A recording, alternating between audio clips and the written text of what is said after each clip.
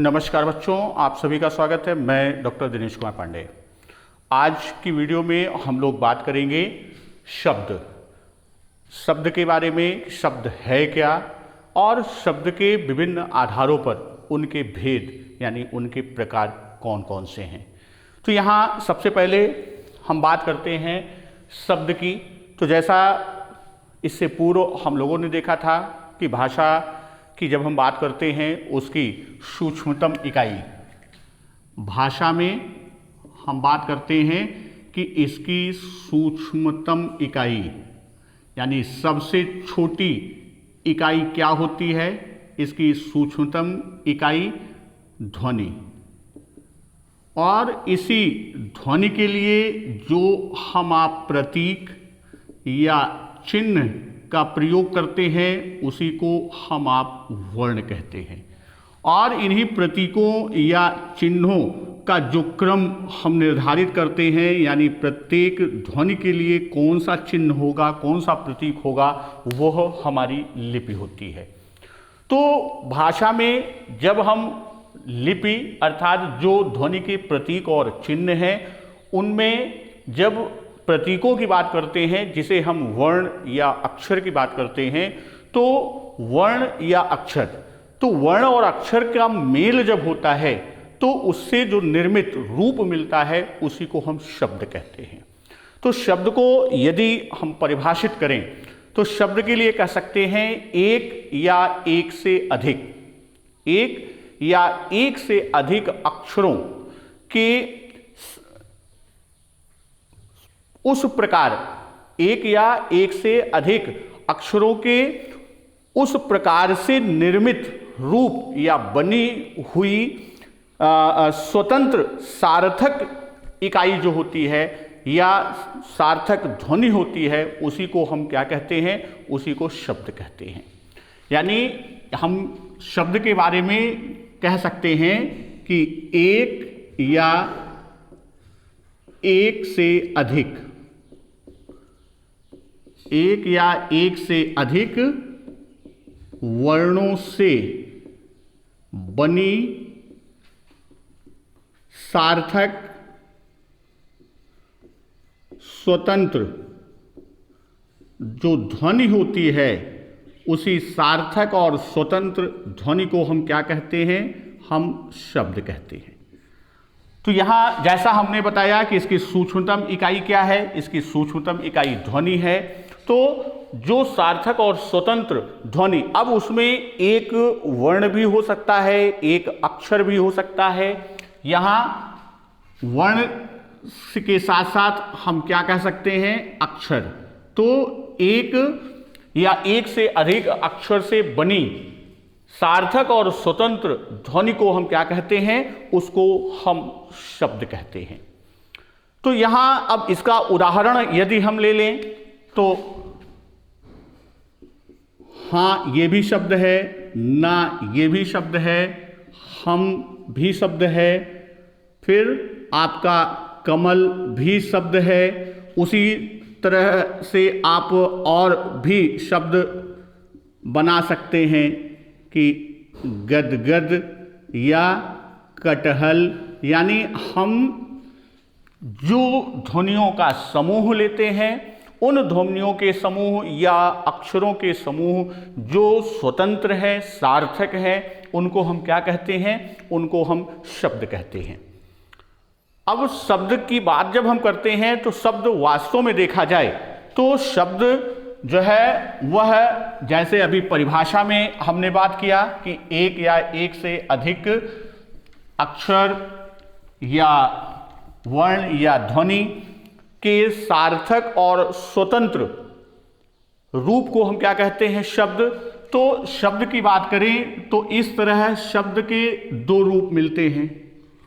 एक आपका सार्थक शब्द होगा,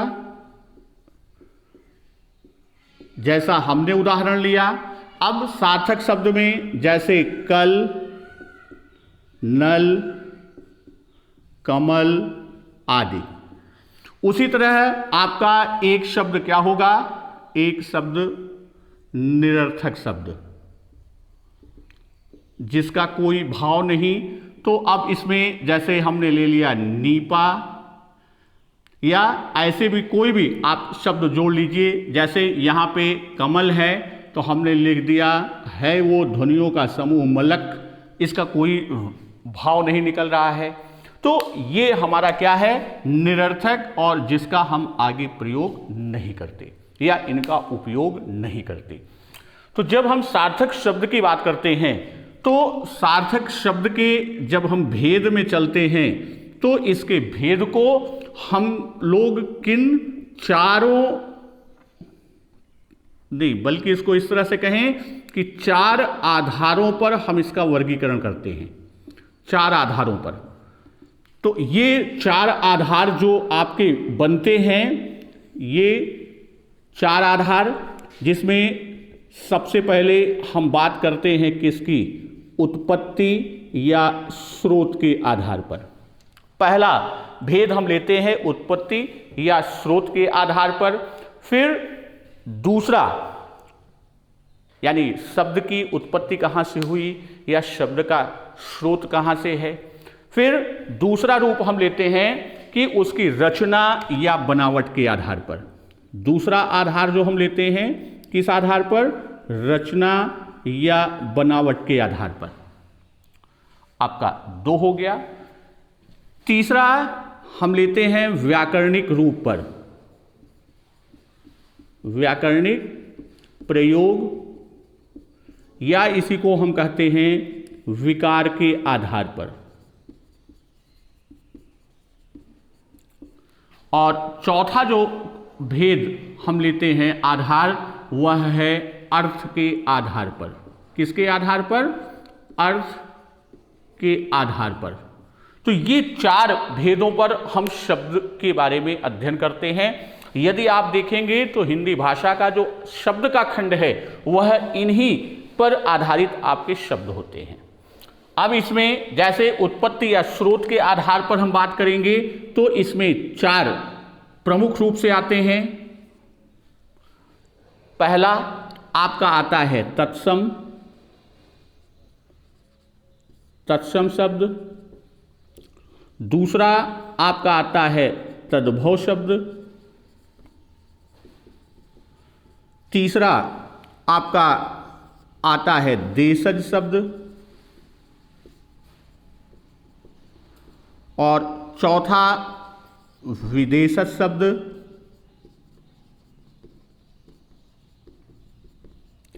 और एक और आता है जिसे हम आप कहते हैं संकर शब्द। ये उत्पत्ति या स्रोत के आधार पर शब्दों का विभाजन है, वर्गीकरण है। उसी तरह रचना या बनावट के आधार पर हम पहला लेते हैं रूढ़ शब्द,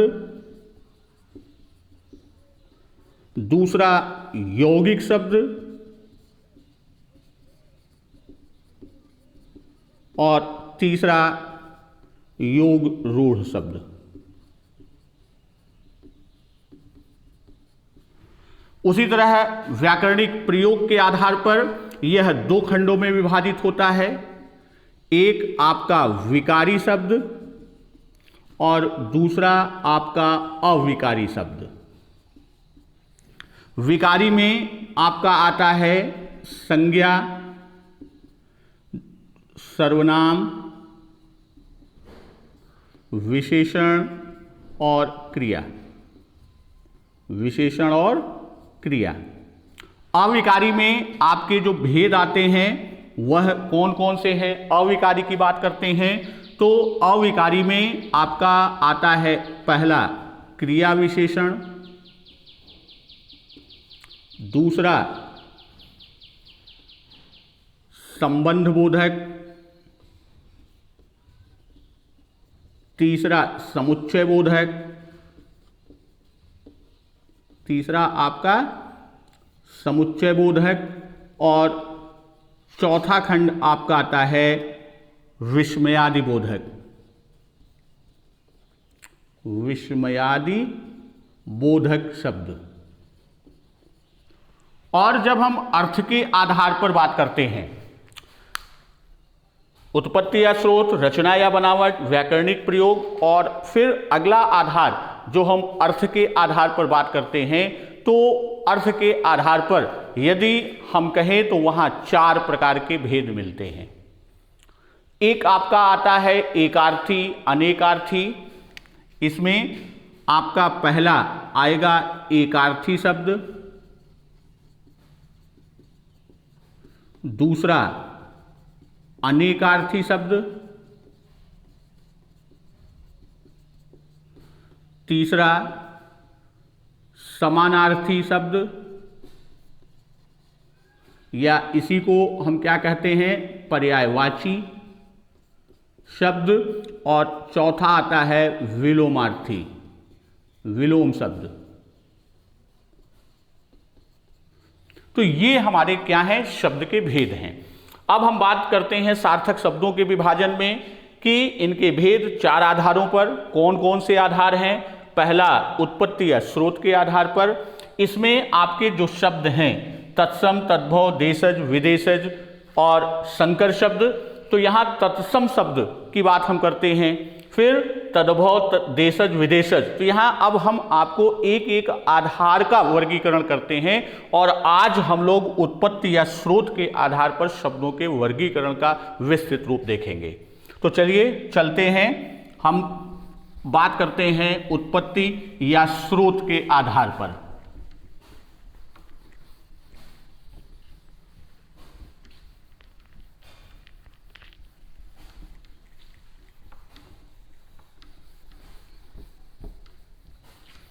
बात करते हैं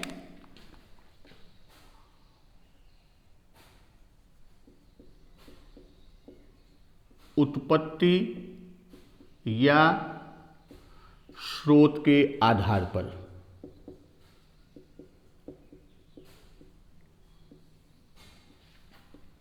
क्या है, शब्द भेद।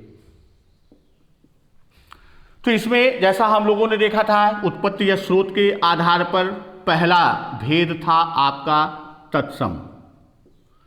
तो तत्सम शब्द को यदि हम देखते हैं तो यह स्वयं इसके दो खंड हैं, यानी 2 शब्दों से मिलकर बना है, 2 अलग अलग।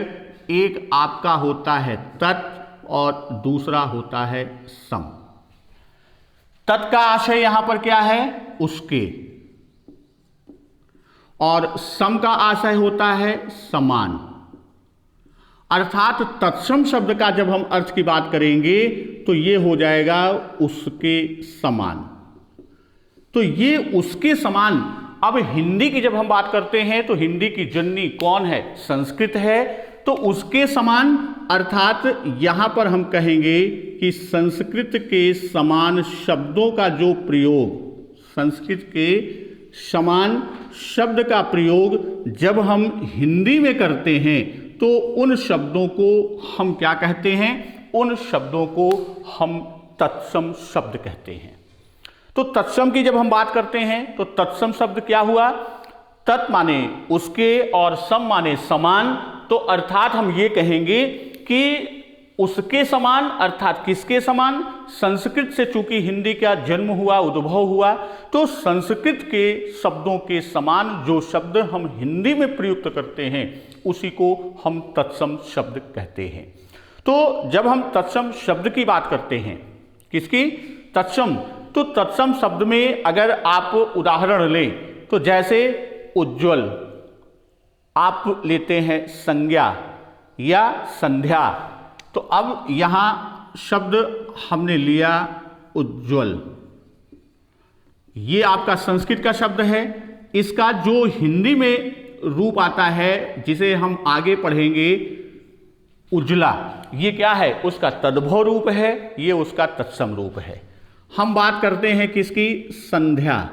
तो संध्या क्या है, ये संस्कृत का शब्द यानी तत्सम है और ये आपका क्या हो जाएगा, हिंदी में हम आप प्रयोग करते हैं सांझ।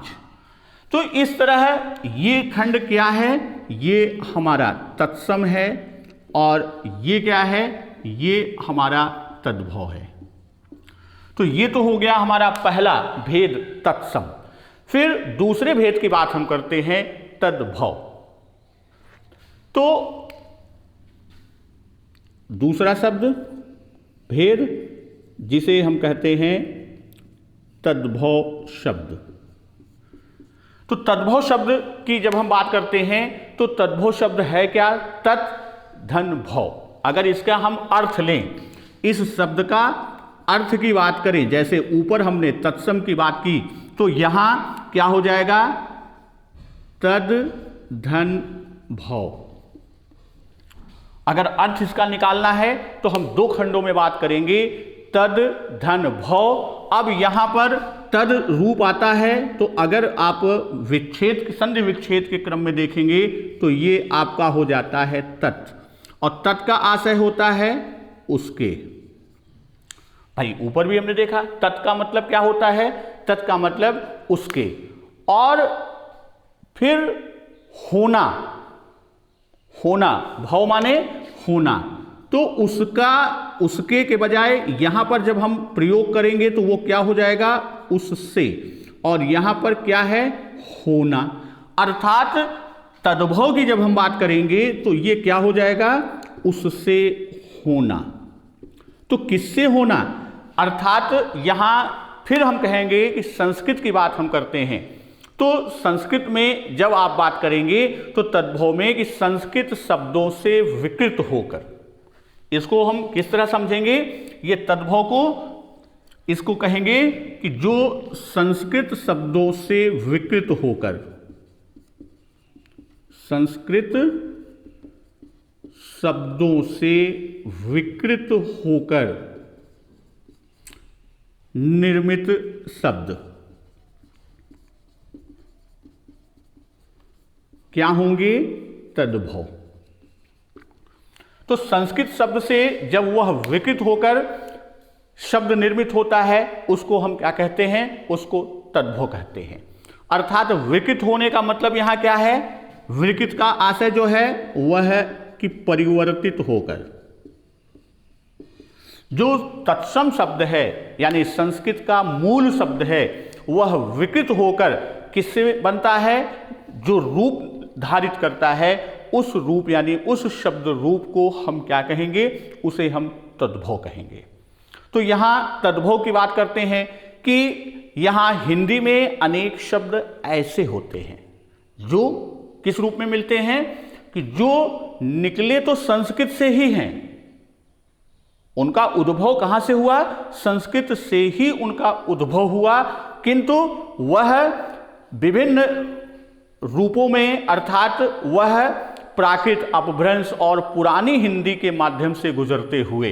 तो इसको इस तरह से हम समझे कि जैसे कि शब्द का उद्भव जो है, शब्द का उद्भव कहां से हुआ? इसका उद्भव संस्कृत से हुआ, लेकिन यह संस्कृत से होते हुए किससे? वह विभिन्न खंडों से चलते हुए, अर्थात वह प्राकृत से अपभ्रंश, फिर आगे चलते हुए यह पुरानी हिंदी के क्रम से होते हुए जो निर्मित होता है, जो रूप धारित करता है, अर्थात यह निर्माण किससे होता है? यह परिवर्तन द्वारा जो निर्मित होता है, वह रूप क्या होता है? वह तद्भव होता है। तो इस तरह हम कह सकते हैं कि संस्कृत के जो शब्द प्राकृत, अपभ्रंश या पुरानी हिंदी आदि से गुजरने के कारण, यानी उन के क्रम में वह आगे बढ़ते चलते हैं और परिवर्तित रूप जो मिलता है, जो निर्मित किससे द्वारा? परिवर्तन, यानी परिवर्तित रूप में मिलता है, वह तद्भव शब्द कहलाता है। अब यहां पर जैसे हम तद्भव की बात करें तो अब यहां तीन तरह है। संस्कृत की बात किया, प्राकृत की बात करूंगा और हिंदी की बात करूंगा। तद्भव में तीन क्रम की मैं बात करता हूं। जैसे उज्ज्वल, यहां तीन रूप लेके चल रहा हूं। संस्कृत में क्या आया? यह शब्द आया उज्ज्वल। प्राकृत भाषा में वो क्या आया? उज्ज्वल। दो जाना होके आधा एक जा, उज्ज्वल। तो अब उसके बाद यह हिंदी में आके कहाँ मिला, यह अपभ्रंशित होते होते, परिवर्तित होते होते उज्ज्वला शब्द मिला। तो उज्ज्वल तत्सम शब्द से यह जो परिवर्तित रूप है उज्ज्वला, यह उसका तद्भव रूप है। यह आपका दूसरा भेद किसके आधार पर, उत्पत्ति या स्रोत के आधार पर। अब हम बात करते हैं तीसरे भेद, जिसे हम कहते हैं देशज शब्द।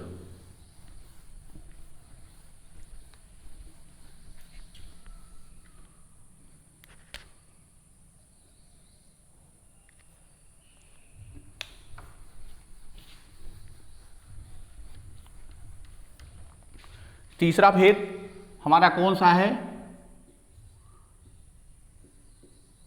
देशज शब्द। तो अब यहां पर देशज शब्द की जब हम बात करते हैं तो यह दो शब्दों का योग है।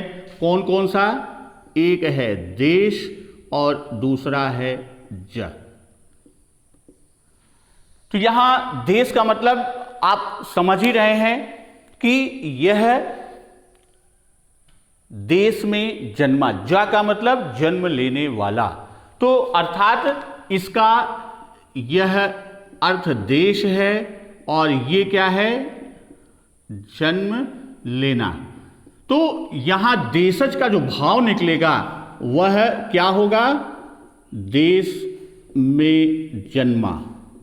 अर्थात ऐसे शब्द जिनका निर्माण या जिनका जन्म कहाँ हुआ है, जिनका जन्म देश में हुआ है।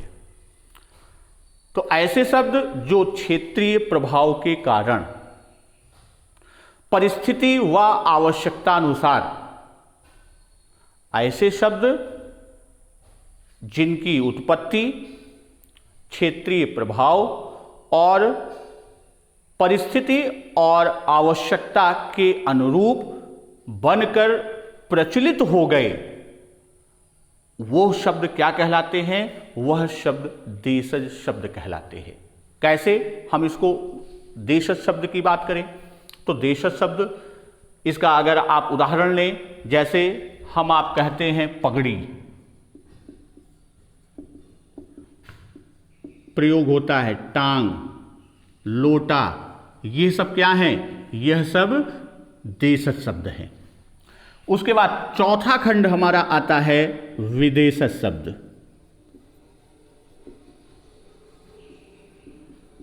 तो विदेशज शब्द की जब हम बात करते हैं तो विदेशज शब्द यहां इसका भी दो रूपों में, एक विदेश धन ज, यानी विदेश में जन्मने वाला। इसका जो विदेशज का अर्थ निकलेगा वो क्या होगा, विदेश में जन्म लेने वाला। अर्थात हम कह दें कि विदेश में जन्मा शब्द जो है वह विदेशज शब्द होता है। तो विदेश में जन्मा है तो इसलिए यहां पर विदेशज शब्द को हम क्या कहते हैं, यह आगत शब्द है। विदेशज शब्द क्या होते हैं, यह दूसरी भाषाओं, दूसरे देशों से दूसरी भाषाओं में जन्म लेने वाले होते हैं और इन्हें आगत शब्द कहा जाता है, अर्थात आया हुआ, दूसरी भाषा या दूसरे देशों से आया हुआ। आगत का जो आशय होता है वह क्या है, आया हुआ, अर्थात यह दूसरी भाषा या दूसरे देश से आया हुआ शब्द है। हिंदी में ऐसे बहुत सारे शब्द हैं जो विदेशी मूल के या विदेशी भाषा के शब्द हैं, हिंदी में प्रचलन है उनका, या हिंदी में संपर्क आने से उन शब्दों का हम सीधे हिंदी में प्रयोग करते हैं, या यूं कह दें उन विदेशी मूल शब्दों का हिंदी में हम ज्यों का त्यों प्रयोग करते हैं, तो वह हमारा आगत शब्द या विदेशज शब्द जो विदेश में जन्मा किंतु हिंदी में प्रयोग में आया, आगत शब्द हुआ। तो जैसे क्रिकेट, आजकल इसका बड़ा प्रचलन है, हम आप कहते हैं क्रिकेट। ये क्या है, ये आपका मूलतः अंग्रेजी का शब्द है और हम आप इसका हिंदी में हिंदी के शब्द की तरह प्रयोग करते हैं। अब जैसे आपका अंग्रेजी शब्द है ऑफिसर, हम आप इसका प्रयोग कर लेते हैं किधर, अफसर। अफसर क्या है, यह विदेशी शब्द है, अंग्रेजी से आया हुआ है। हॉस्पिटल, हम इसका प्रयोग सीधे सीधे करते हैं। कप्तान, ये लालटेन। अब यहां पर जब हम विदेशी शब्दों का प्रयोग करते हैं जो हिंदी में हम यथावत प्रयोग कर लेते हैं तो वह आगत शब्द, और दूसरे रूप में कहें तो वह शब्द क्या है, वह विदेशी शब्द है। इसी तरह हमारा उत्पत्ति या स्रोत के आधार पर अंतिम भेद जो है वह क्या है, वह संकर शब्द। नाम से ही क्लियर है, संकर का मतलब एक से अधिक भाषाओं के योग से निर्मित शब्द।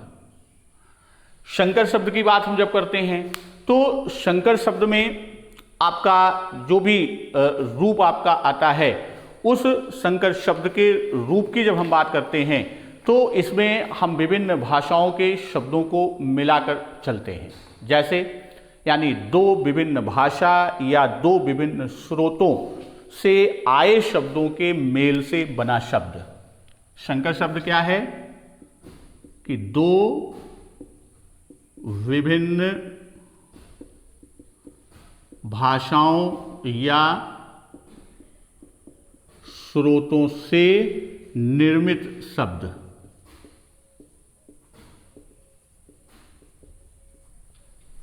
वो कौन से शब्द होते हैं, वो संकर शब्द होते हैं। जैसे हम इसका उदाहरण लें संकर शब्द का, तो अब छाया संस्कृत का शब्द है और दार जो है वो फारसी का शब्द है। यहां छाया ये क्या है, ये संस्कृत का शब्द है और इसके साथ हमने जोड़ दिया दार, ये क्या है, ये फारसी का शब्द है और इससे मिलकर हमारा संकर शब्द बनता है छायादार। अब ये छायादार क्या है, यह संकर शब्द है। क्योंकि यह दो विभिन्न भाषाओं संस्कृत और फारसी के योग से मिलकर बना है, इसलिए यह क्या है, छायादार हमारा संकर शब्द है। उसी तरह एक उदाहरण और हम आपको देते हैं, सीलबंद। सील क्या है, अंग्रेजी शब्द है। सील ये कौन सा शब्द है, ये अंग्रेजी का शब्द है और इसका योग बंद ये क्या है, ये फारसी शब्द है और इससे संकर शब्द बनता है और इसका बहुत प्रयोग हिंदी में होता है कि सील बंद। यह कैसा शब्द है, यह संकर शब्द है। तो सीलबंद अक्सर हम प्रयोग करते हैं कि सीलबंद लिफाफे में ही सामान को दीजिएगा, सीलबंद है कि नहीं। तो अब यह सीलबंद जो हिंदी में प्रयोग करते हैं वास्तव में कौन सा शब्द है, संकर शब्द है। और यह किन भाषाओं से, सील अंग्रेजी का है और बंद फारसी का शब्द है और इससे हमारा क्या बनता है, संकर शब्द जो हिंदी में प्रयोग करते हैं सील बंद। उसी तरह है रेलगाड़ी। रेल क्या है, अंग्रेजी शब्द है और गाड़ी क्या है, हिंदी का शब्द है। तो रेलगाड़ी शब्द जो बना वह क्या है, वह संकर शब्द है। तो आज हम लोगों ने शब्द है क्या और शब्द के भेद में उत्पत्ति या स्रोत के आधार पर शब्द के 5 भेद होते हैं, उन 5 का अध्ययन किया और नेक्स्ट खंड में हम लोग रचना या बनावट के आधार पर शब्द के भेद का अध्ययन करेंगे। धन्यवाद। वंदे मातरम।